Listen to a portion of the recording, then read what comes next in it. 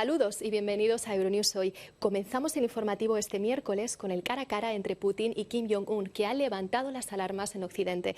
Se espera que el presidente ruso y el líder norcoreano negocien un acuerdo de suministro de armas y tecnología militar. La actualidad también nos lleva a Libia, donde el ciclón Daniel está arrasando con varias localidades. Se calcula que hay más de 6.200 muertos y al menos 10.000 desaparecidos. Y Colombia ha sido declarado el país más peligroso del mundo para ser ambientalista. Viajaremos hasta allí. Mientras tanto, en Europa, la Comisión Europea ha abierto una investigación sobre los coches eléctricos chinos. Son algunas de las noticias de hoy. Vamos con los titulares. Vladimir Putin y Kim Jong-un confirman su buena sintonía durante su encuentro en Rusia, mientras desde Estados Unidos advierten de sanciones a Pyongyang en caso de que suministre armas a Moscú. Al menos 24 heridos en un ataque con misiles contra un astillero ruso en el puerto de Sebastopol. Rusia acusa a Ucrania, pero Kiev no confirma la autoría. Polonia anuncia que mantendrá el embargo sobre la importación de cereales ucranianos más allá del 15 de septiembre, lo apruebe o no la Unión Europea. La presidenta de la Comisión Europea ha anunciado una investigación contra los subsidios chinos en su discurso sobre el estado de la Unión Europea. Más de 6.200 muertos y 10.000 desaparecidos en Libia por el paso del ciclón Daniel. El conflicto armado del país entorpece el despliegue de la ayuda internacional. Los equipos de rescate extranjeros en Marruecos comienzan a volver a sus países y el rey Mohamed VI visita a los heridos en Marrakech.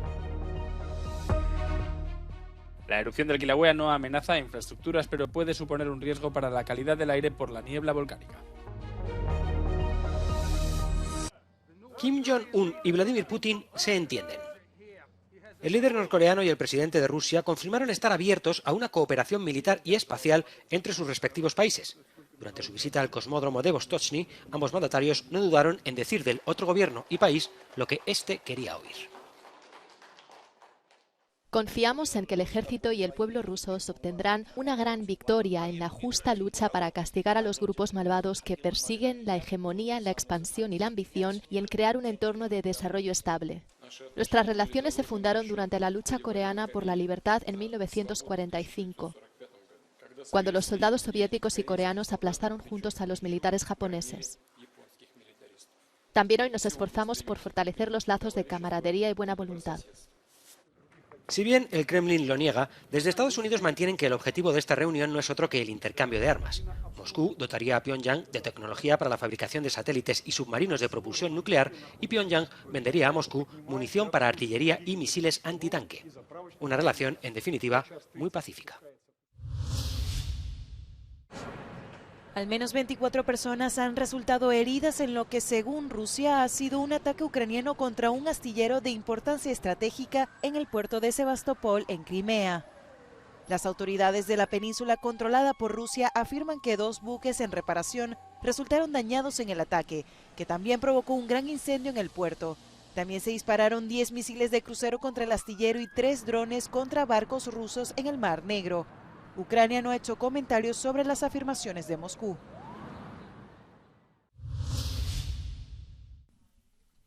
España ha pedido a la Corte Penal Internacional y a la Fiscalía de Kiev que investiguen como crimen de guerra la muerte en Ucrania de la cooperante española Emma Igual. La cooperante falleció el pasado domingo cuando un proyectil ruso impactó contra el vehículo en el que viajaba mientras entregaba ayuda cerca de la ciudad de Bakhmut. En el ataque también falleció un canadiense, mientras otros 2 voluntarios fueron trasladados a hospitales cercanos. Según el presidente ucraniano Volodymyr Zelensky, el coche fue alcanzado por un misil antitanque ruso.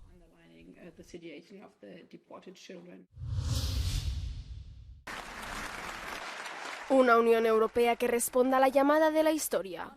Este ha sido el principal mensaje del discurso de Ursula von der Leyen sobre el estado de la Unión Europea.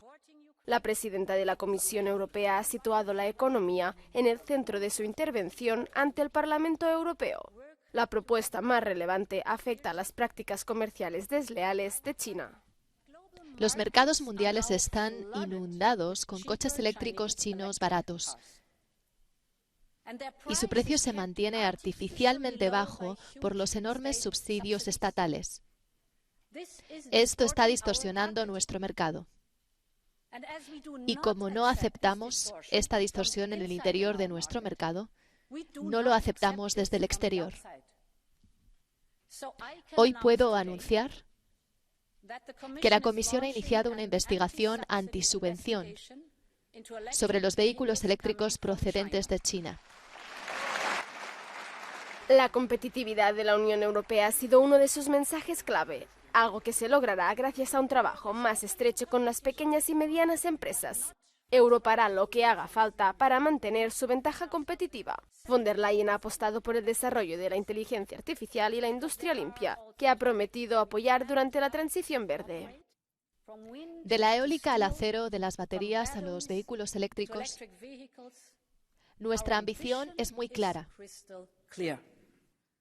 El futuro de nuestra industria de tecnologías limpias tiene que estar fabricado en Europa. Esta es nuestra tarea. Y aunque el país ha tenido menos protagonismo que el año pasado, von der Leyen ha redoblado el apoyo europeo a Ucrania, anunciando la intención de ampliar la protección temporal a los ucranianos en la Unión Europea. Y ha abierto una vez más las puertas de la Unión Europea a nuevos Estados miembros, defendiendo la ampliación de la Unión Europea paralelamente a su reforma, incluso mediante una convención europea y la modificación del tratado si es necesario. Esta Cámara lo ha dicho en voz alta. El futuro de Ucrania está en nuestra Unión. El futuro de los Balcanes occidentales está en nuestra Unión. El futuro de Moldavia está en nuestra Unión. A solo 9 meses de las elecciones europeas, ha defendido que ha cumplido con más del 90% de las propuestas presentadas en 2019, lo que podría interpretarse como un manifiesto electoral ante una futura reelección. Así que es hora de que Europa vuelva a pensar en grande y escriba su propio destino.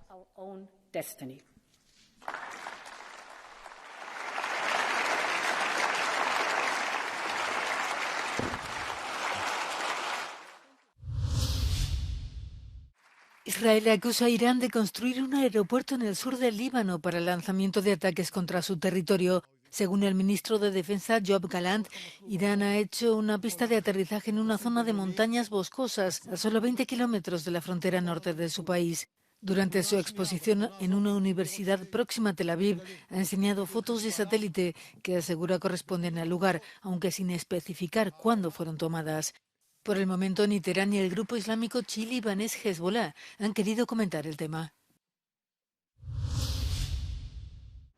Una tragedia de proporciones aún desconocidas. Libia vuelve a subir el número de víctimas mortales y desaparecidos por el ciclón Daniel. Se cree que más de 6.200 personas perdieron la vida, mientras que 10.000 se encuentran desaparecidas tras el colapso de 2 presas este fin de semana como consecuencia de las lluvias torrenciales. Ante la falta de recursos, los equipos de emergencia han tenido que extraer a cientos de cuerpos con utensilios domésticos y enterrarlos en fosas comunes. La ciudad de Derna es la más afectada y donde el número de muertos supera los 5.300. Por desgracia, la mitad de nuestra gente, quizás el 90%, se ahogó. La casa de mi tía se perdió, la casa de mi otra tía se perdió, la casa de mi primo se perdió. Es un genocidio. Estamos enterrando cuerpos en masa. El número de víctimas que llegaron ayer al hospital vecino en la zona de Shaiha se estima en alrededor de 1.000, incluyendo mujeres, niños, hombres y ancianos. La ayuda internacional ha comenzado a llegar, pero los esfuerzos de búsqueda y rescate se han visto obstaculizados por la situación política en Libia, con el país dividido entre 2 gobiernos rivales. Sin embargo, ambas autoridades decretaron 3 días de luto nacional y han abierto una investigación para averiguar por qué las presas se dieron de tal manera frente a las lluvias del ciclón. Se sospecha que la falta de mantenimiento de las infraestructuras, incluidas las presas, tras años de guerra civil, es en parte culpable de esta terrible tragedia. Mientras algunos continúan las labores de búsqueda y rescate, otros deciden volver a casa sin esperanza de encontrar supervivientes. Los efectivos desplazados a Marruecos por la ONG Bomberos Unidos Sin Fronteras vuelven a España, ya que consideran que no van a aparecer más personas vivas. Otros equipos españoles y cataríes de rescate de cadáveres o atención sanitaria sí siguen en las montañas del Atlas afectadas por el terremoto de magnitud 6,8, que ha dejado más de 2.900 muertos y 5.530 heridos. Los equipos de emergencia aseguran que los helicópteros son a veces la única forma de evacuar y prestar ayuda sanitaria a los residentes de las zonas de difícil acceso del Atlas. Las réplicas siguen sacudiendo Marruecos. Por el momento ya ha habido más de 25 en el país. El rey Mohamed VI de Marruecos visitó este martes el Centro Hospitalario Universitario de Marrakech. El monarca habló con varios heridos ingresados, con su personal sanitario e inspeccionó algunas de sus unidades antes de donar sangre para las víctimas. Las autoridades marroquíes han sido objeto de críticas por aceptar solo una parte de la ayuda extranjera, pero el gobierno dice que no quiere arriesgarse a una situación caótica y difícil de coordinar. El terremoto ha castigado duramente a la población marroquí. Los supervivientes de las zonas del Atlas están preocupados por las posibles lluvias torrenciales, que podrían causar más desprendimientos y empeorar la situación de las miles de personas que perdieron sus casas.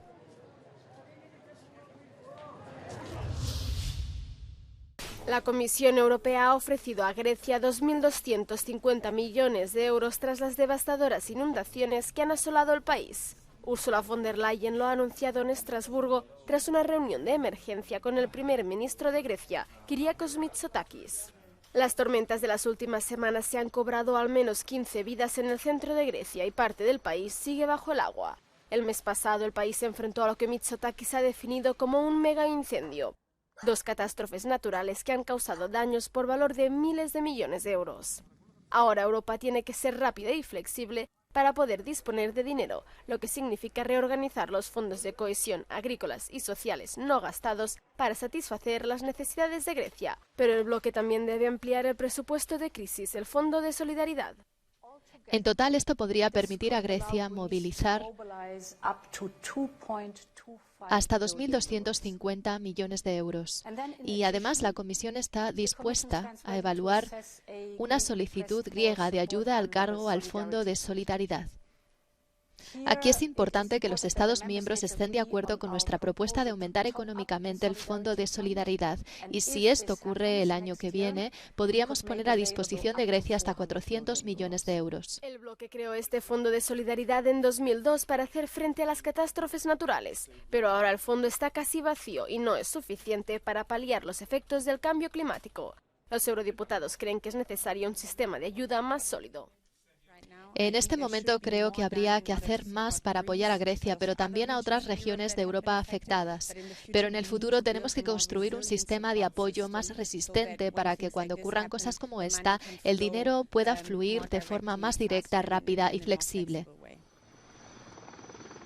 Durante el último año, muchos países han tenido que usar el Fondo de Solidaridad, desde Turquía para hacer frente a los terremotos hasta Eslovenia, afectada por unas inundaciones.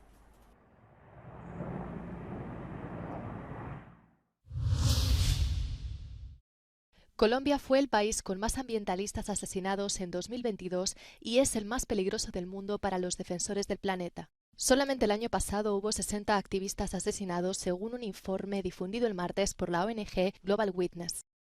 De hecho, ese año en Colombia casi se duplicaron los asesinatos en relación a 2021, cuando se registraron 33 víctimas. Nadia Umaña, una líder ambientalista colombiana amenazada por bandas criminales, huyó de su territorio al norte del país tras el asesinato de 4 compañeros ambientalistas. La socióloga de 35 años forma parte de una organización que reclama las tierras de campesinos desplazados por paramilitares. Defender el medio ambiente, defender la naturaleza, defender la tierra, defender los derechos básicos, lo que sostiene la vida, las bases de la vida misma.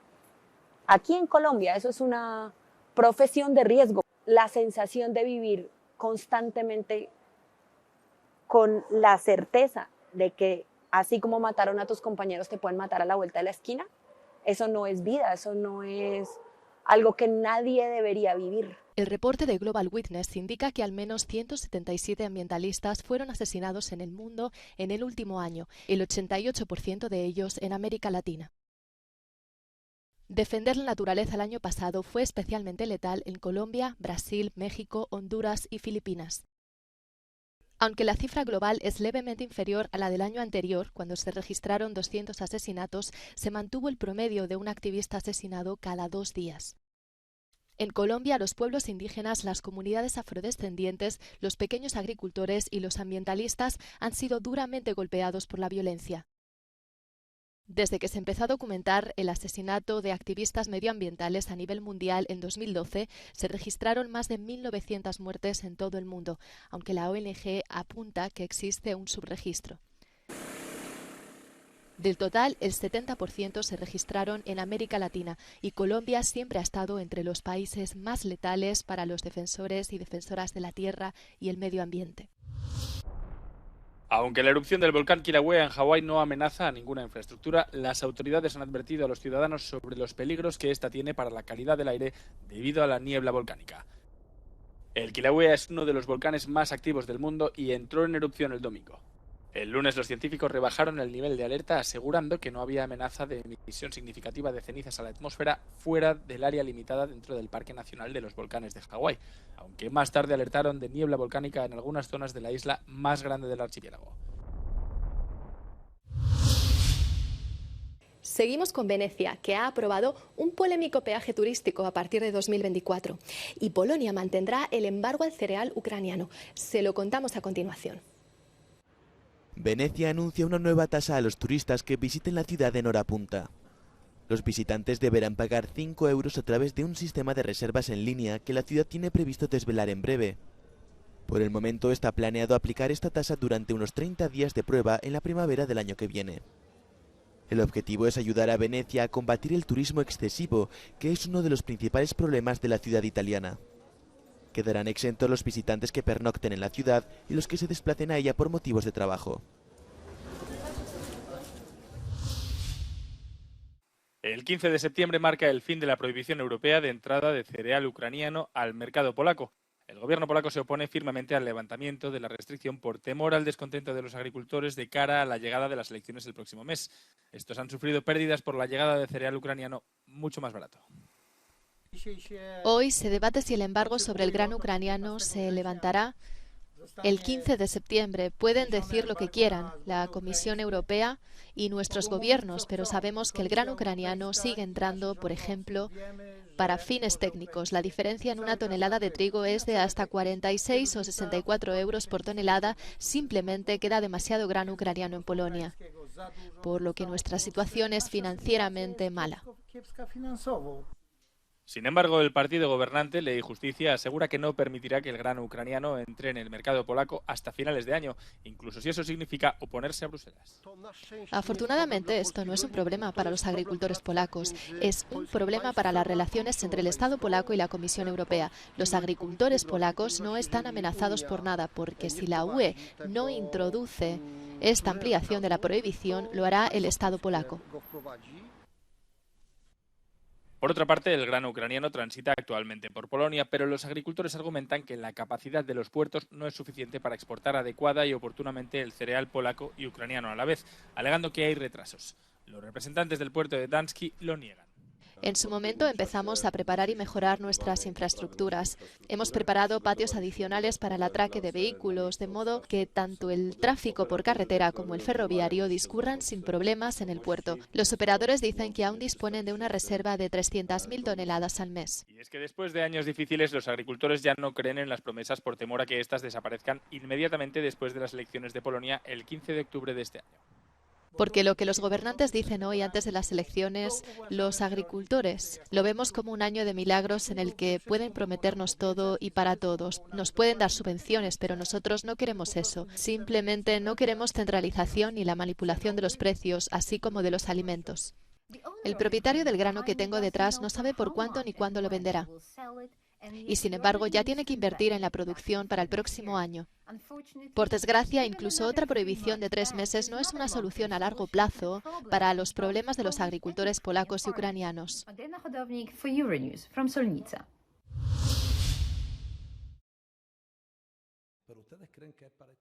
Luis Rubiales tendrá que comparecer ante el juez el próximo viernes. El magistrado de la Audiencia Nacional Española ha citado al expresidente de la Real Federación Española de Fútbol a declarar como imputado en la causa abierta contra él por agresión sexual por el beso que le dio a la futbolista Jenny Hermoso tras la final del Mundial. El juez admitió la denuncia interpuesta por la Fiscalía por el beso no consentido y por las presiones que recibió la jugadora para justificar públicamente el episodio.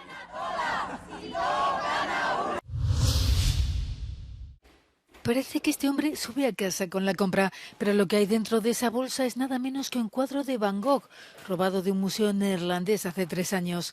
Se trata del detective Arthur Brand, que en una operación junto a la policía de Países Bajos ha conseguido recuperarlo. Lo tenía una organización criminal que quería usarlo como medio para reducir penas de una posible condena. Negoció con ella, pero no hubo acuerdo. Finalmente se lo entregó un individuo el pasado fin de semana. Llevó 1.300 días, pero aquí está. Y voy a entregarlo al director del museo en un momento. Creo que estará encantado. La obra es Jardín en Primavera de 1884. Fue robada del Museo Singer cuando la Pinacoteca permanecía cerrada por la pandemia. Se lo había cedido para una exposición el Museo Groninger, que señala que ha sufrido daños, pero su estado es bueno, y agradece a Brand su papel clave en este final feliz. No por nada es conocido como el Indiana Jones del arte. Apple ha presentado su nuevo iPhone 15 con un puerto de carga USB-C para cumplir la normativa de la Unión Europea. Es la primera vez desde 2012 que el gigante tecnológico cambia el conector de su dispositivo estrella. El año pasado, la UE ordenó que todos los aparatos electrónicos móviles tuvieran un conector universal antes de finales de 2024, para reducir los residuos electrónicos y simplificar la vida de los consumidores. Así que Apple ha abandonado su puerto de carga Lightning después de que la UE forzara el cambio. De hoy. Sigan informándose con nosotros con más noticias a través de nuestro canal, nuestras redes sociales y nuestra página web. Les dejamos con el No Comment del día que nos lleva a Marruecos, donde siguen las labores de rescate. Gracias por seguirnos y nos vemos mañana.